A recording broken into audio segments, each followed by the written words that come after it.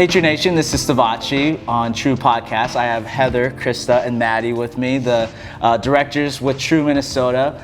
So super excited to have you guys on this. I want to hear just a little bit about your guys' stories and just kind of walk through some questions as well. So Heather, can you start off with how you found True Lacrosse and but also just your journey with finding, just like lacrosse and falling in love with it? Sure, we'll go back to the Heather past. Okay. So I actually got involved in freshman in high school because there wasn't anything here in Minnesota. Just Minnesota's more of a non-traditional area. So I got started as a freshman in high school at Prior Lake High School. I went 4 years there.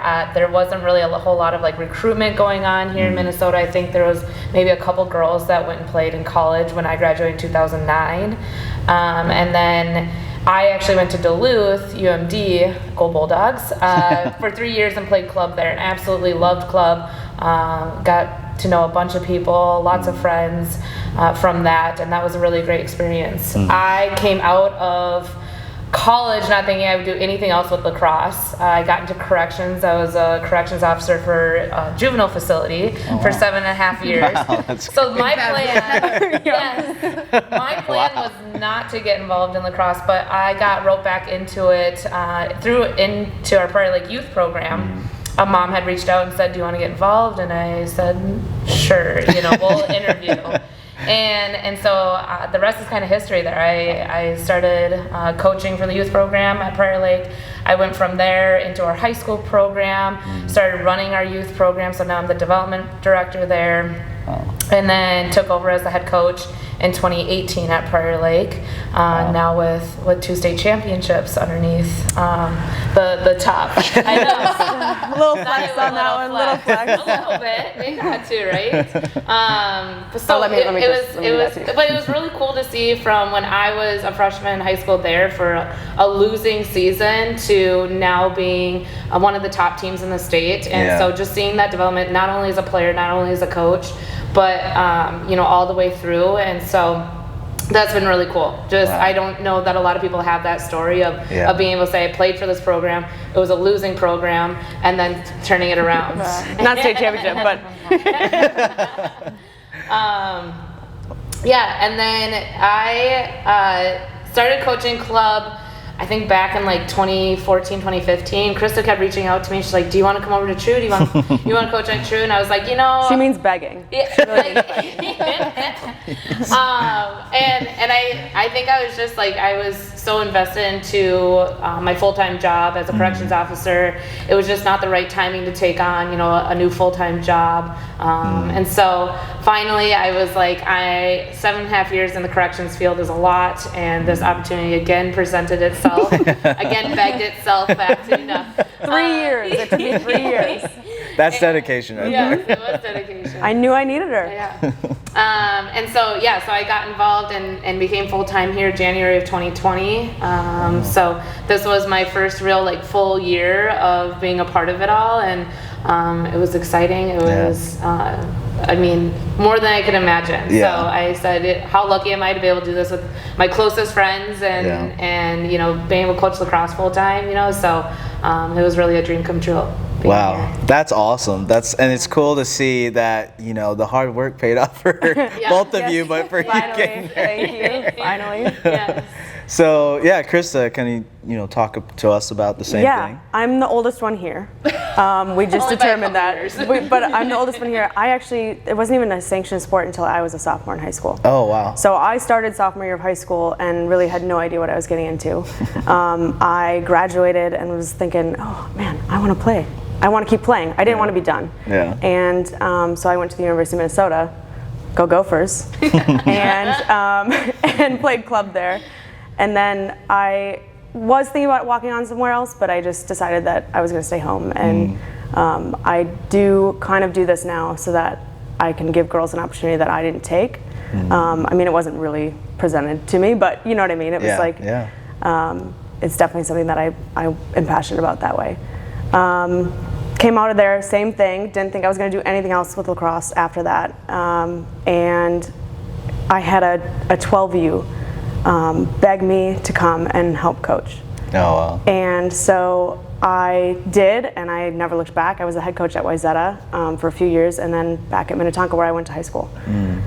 So it's kind of the same thing. And I just was realizing as she was saying that all three of us have coached at our former high schools. Oh, that's really cool. So it's really cool that we... Minnesotans never leave. No, we just like circle back around. So. And don't even leave our hometown. Wow, we really made it, guys. We really made it. No, I think it's very cool that we could give back to the programs that raised us. So that's cool. Absolutely. Sounds like someone begged for you, and then you learned, oh, that works. And then, yeah, right. You know, yeah. the 12 you. It didn't take her 3 years. She wasn't 15 years old when she was when I was finally coaching, but you know. We'll call it persistence. Yeah, right. Yeah, I like it. Yeah, persistence. Yeah. Yes. And then for you, Maddie.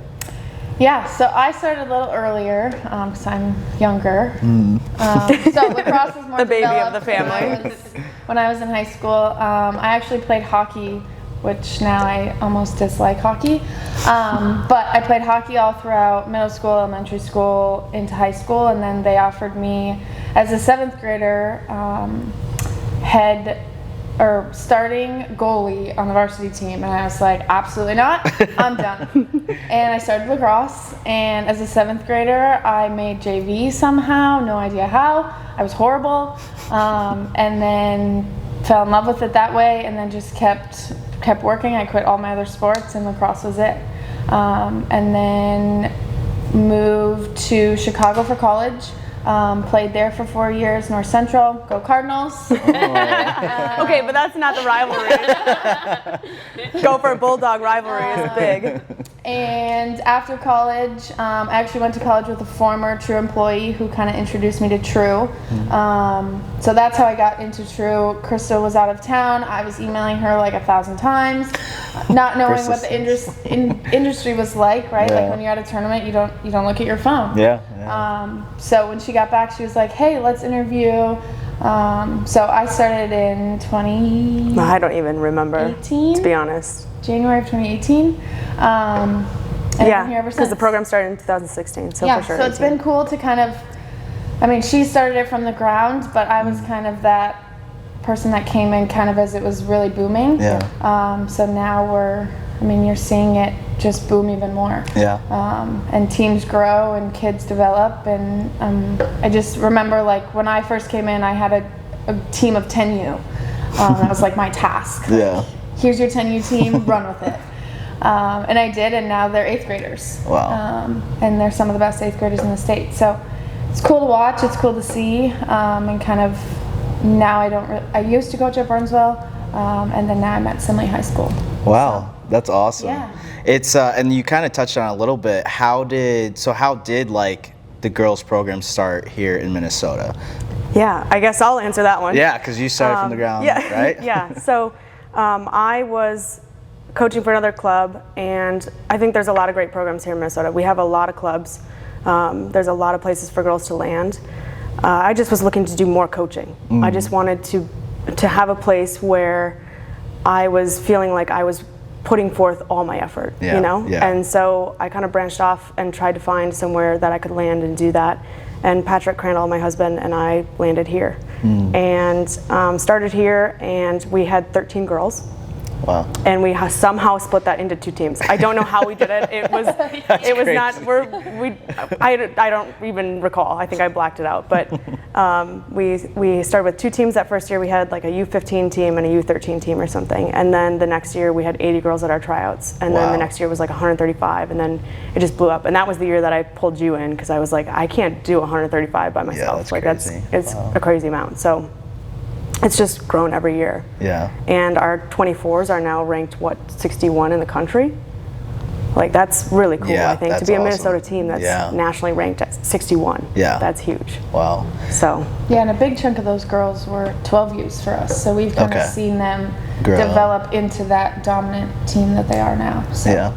That's so cool to be able to see like something from the ground floor and how you guys have been able to like grow that. And even like me being here the last like few days, the atmosphere is just like everyone's so friendly, but then it's like you step out and everyone's like, all right, let's go to work, you know? And so, but I mean, I love it being here so far. I've been able to interview some, some of the families and stuff, and even the last mom that was here, like walked over. She's like, hey, just like talking. I'm like, I love that environment that you guys have, that you have here. And to that, I mean, what do you feel like you guys have all worked for different programs? You guys have gone through a lot of different lacrosse, whether it's the college aspect or anything. But what sets True apart from like other club teams that are in Minnesota or even across the country?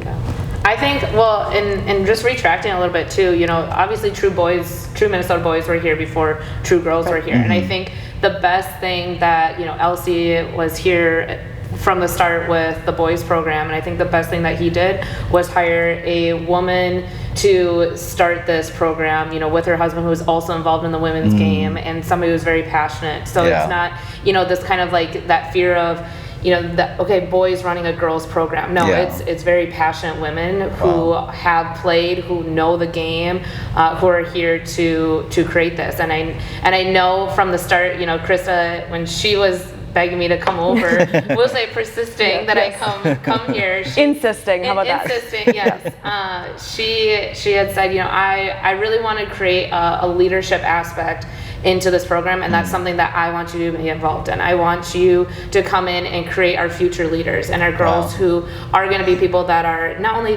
captains and leaders in their high school programs or college programs, but also that come back and coach for us and become us again, one day. Who knows where we're going to be 10 years from now or 20 years from now, but being able to continue to pass that program along to these future leaders. And so I think that for me is something that sets True apart from anybody else, is just the family aspect that we've created here, and how much the personal character and growth and development of each girl is over just their lacrosse skill development. We have anywhere from brand new players who, we just had an email today from a mom who's like, hey, dad, my daughter wants to get involved, never played before, how does she get involved? And we have a spot for her here.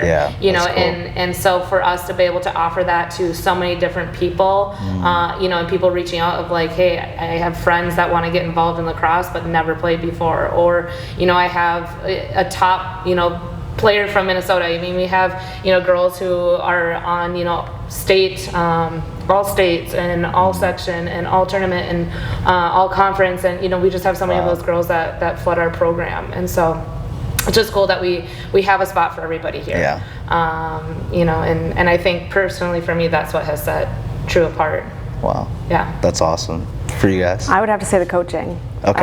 Obviously that's why I started something, is because I wanted to coach kids from the brand new players to the best players in the state, right? And I didn't want it to be a place where I ever said to a girl, I don't have a place for you, right? I didn't want it to become that, and it hasn't become that. So in 6 years, I'm really proud of that.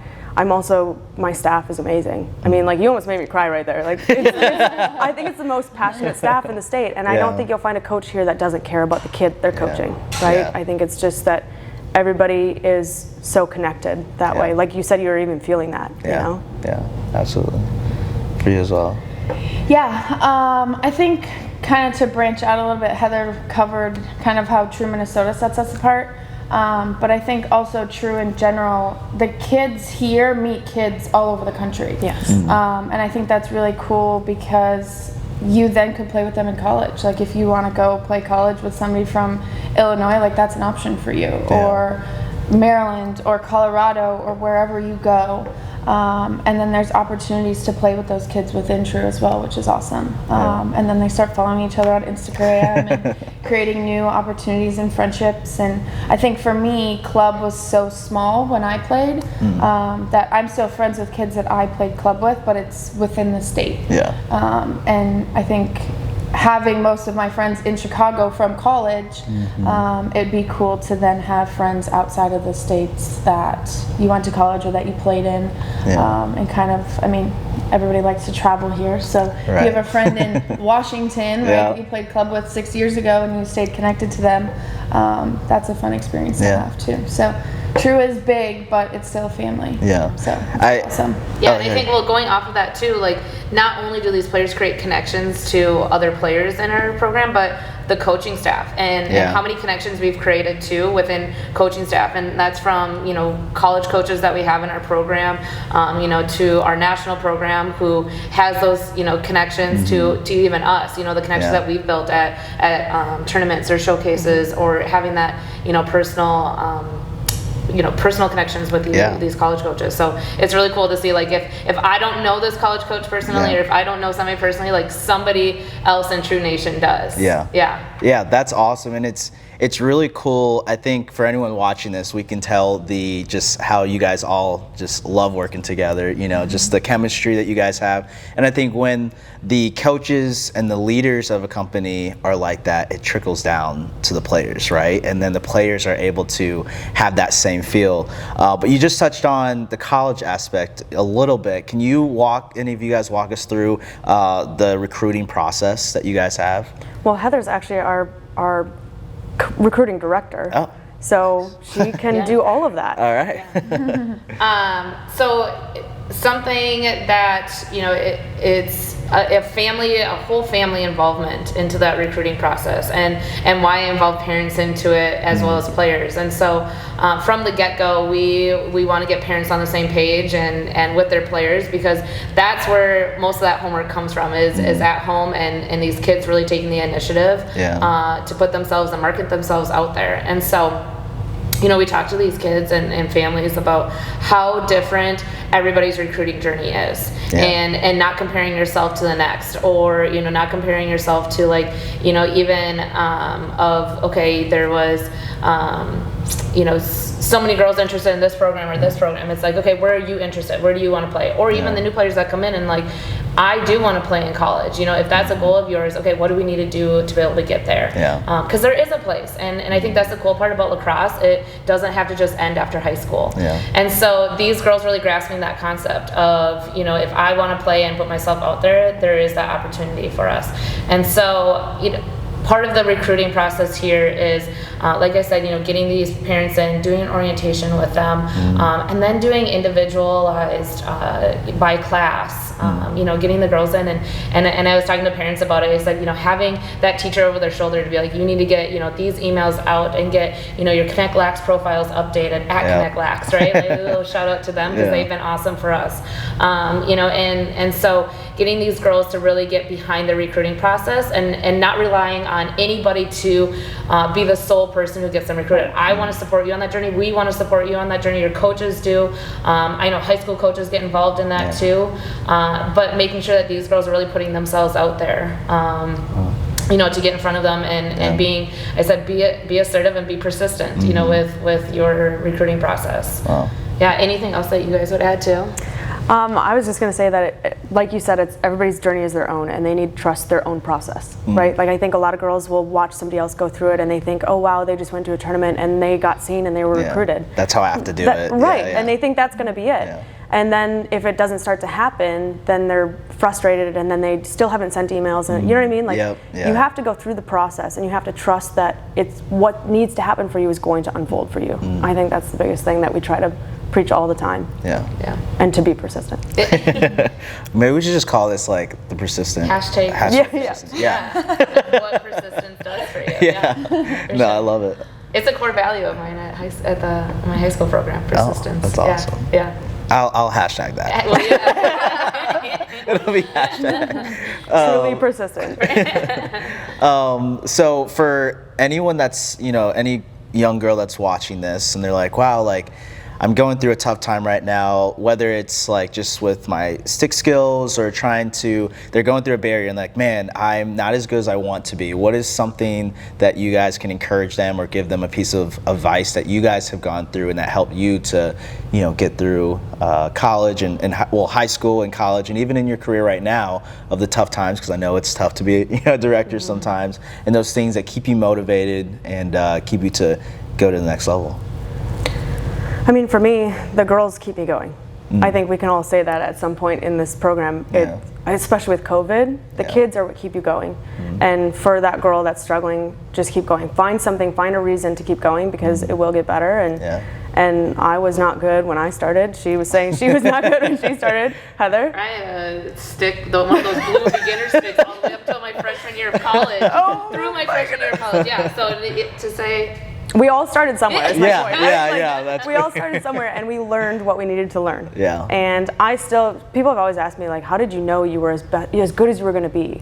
I said, when I stopped training, right? And I think I'm still a better player now today than I ever was in high school or college. Wow. Like, I think I've developed coaching girls and getting into drills, because we do that sometimes, and that's fun. I think I've become a better player, and so I don't think I'm not done developing, and I don't think anybody is ever. Yeah. So just keep going. Yeah, I think everybody's kind of going off the recruiting thing. Everyone's journey is different. Some kids start when they're 15, and some kids start when they're 4. And so, I mean, I started as a 7th grader, and I was horrible, and I just kept playing, and eventually you get better if you stick with it. And if you love the game enough, it doesn't matter what team you're on, and it doesn't matter if you're playing with your friends. If you love the game, you'll commit to it, and you'll get better through that. I think so often kids get wrapped up in, well, I'm on this team and my friend's on that team, and I need to be here because that's what society has told me needs to happen. But it's not a popularity contest. It's not anything but your own development and your own journey. So we try and preach that to the kids as much as possible, and just telling them, like, this is on your timeline.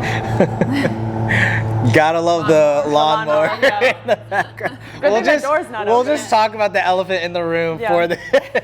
The lawnmower, the lawn guys that start up. Yeah, no, I love that though. That's great. And I think also, like, should I talk louder over the lawnmower? I think also too, not only just in lacrosse skills and their lacrosse, journey. I say you have to be a human for the rest of your life. You get to be maybe a lacrosse player for a small portion of it. Krista said I get better as a lacrosse player. I have an 80-year-old back, so I think my skills are like. But we get better as humans, right? We get better as humans. Right, but like, I think there's always growth for coaching, and I'm always learning. I'm learning from people around me, and even parents who are coaches, or athletic directors, and just the people that have the other coaches that we surround ourselves with. They've created just more openness to who we are as coaches and as people. Something I tell my players is, when they're going through adversity and obstacles and all those things that your path brings you, is that my job as a coach and as an adult in these young kids' lives is not to clear the path for you, but to prepare you for that path. Right? So you can get over your own obstacles, you can fight your own battles, you can find your voice and be assertive and do all those awesome things, because there's not always going to be somebody there to do it for you. Right? And that's the same thing with the lacrosse skills, and that's the same thing with your recruitment, and that's the same thing even when, like, I want that promotion at my job, nobody else is going to do it for you. So learning to tackle those things on your own, and us being able to prepare them for their path versus doing it for them. I think is the big thing. Well, I appreciate you guys being on here. I know that I got to know you guys a little bit better, through this, and I think, it's encouraging just to see you guys going through adversity, but also just sharing just the culture that you've brought, to with True Lacrosse. And I think anyone that's looking at this that isn't a part of True Lacrosse, you want to be a part of this, especially if you're a girl and you're like, wow, they're not just great on camera, they're great off camera. And I think anyone that knows them would say the same thing. So I appreciate you guys being on here. And thanks guys.